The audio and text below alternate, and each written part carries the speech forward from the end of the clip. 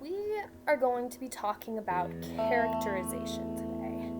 Now, characterization is kind of hard, but once you get it, it's such an amazing tool to add to your writing toolkit. Once you learn about the different ways of characterizing, your stories can just come to life. Think about your favorite stories. Think about Harry Potter, Katniss Everdeen. The things that make these memorable stories is the characters. That is what drives these stories. So, what is characterization? It is how an author develops the personality of a character in his or her writing. There are two different types of characterization, direct and indirect.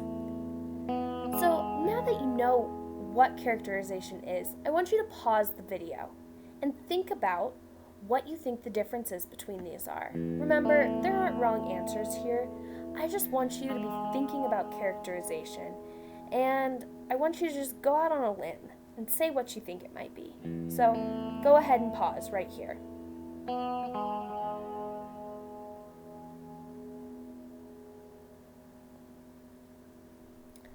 Alright, hopefully you paused the video. So, what do you think? There is a spot for you to write it down on the worksheet I provided. Yay! Now, direct characterization. That tells the audience directly how the character looks or acts. Example, the loud dog barked at the tall postman. Now, instead of showing you what is happening, or I just told you, the dog is loud, the postman is tall, I still have a lot of questions, like, what did the postman look like? Why was the dog barking? There are lots of questions to be answered still with direct characterization.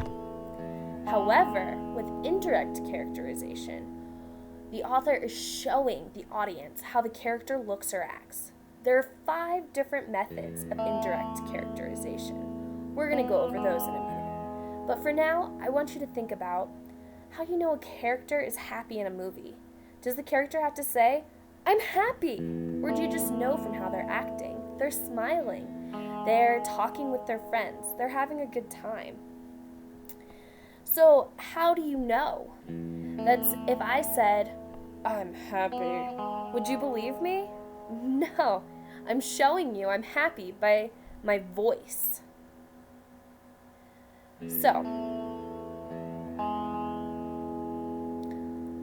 the 5 types of indirect characterization from Read, Think, Write. The mnemonic device we're going to use is STEAL.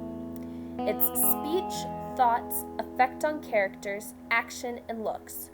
Go ahead and pause the video again here to write these down, or at least take a good mental picture of them. You are going to need them to finish up the worksheet.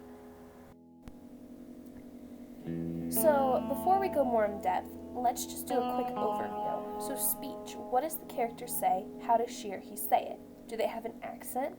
Do they say A? Do you know they're from Canada from that? Thoughts. What do they have going on in their mind? Now, we don't always know this, depending on what point of view the story is from.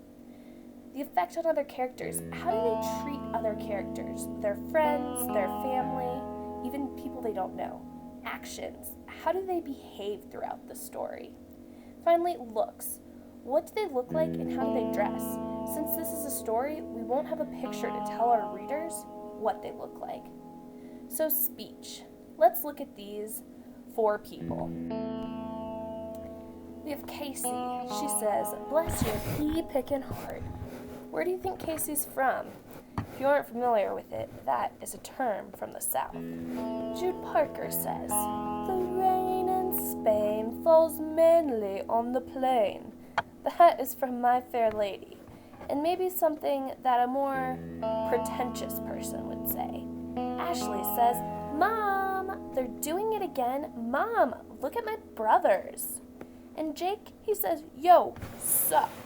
As you can see, all these characters have very different speech, which makes us think different things about them. Thoughts. as I said before, we don't always know the thoughts that are going through each character's mind.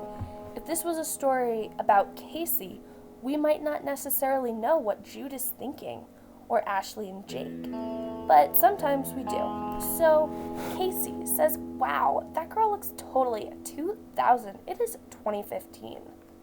Jude is just hoping about school. Ashley, she just thinks her little brothers are annoying. And Jake can't get over Kanye's new album because it's sweet. Effect on others. This is really important too. And again, this isn't something that you'll always know. We don't know what Ashley tattling on her little brothers does to her little brothers. Maybe it gets them in trouble, or maybe it doesn't. So Casey gossips about her friends behind their back to cause drama. Jude is helpful to others. Ashley tattles on her little brothers. And Jake loves to rap and be silly with his friends. As you can see, these all have really different effects, and that's okay. It's good to have diverse effects on people. So actions. What do these people do? I think that actions really leads into effects because what they do can have an effect on the other characters. So Casey, she talks about her friends behind their back, the effect that causes drama. Jude does all his homework. Ashley tries to get her brothers in trouble. Jake likes to bebop and breakdance. Finally, there are looks. Now, this is very important because in a story, we don't have a picture to tell us what they look like. So it's really important that we use really good adjectives and try to let our readers know what they look like. You can see I have a couple different examples, like Jake, he has a hat, and Casey has ocean blue eyes. Ashley has braces.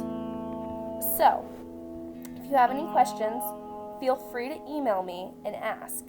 But for now, I want you to complete your characterization worksheet for class tomorrow.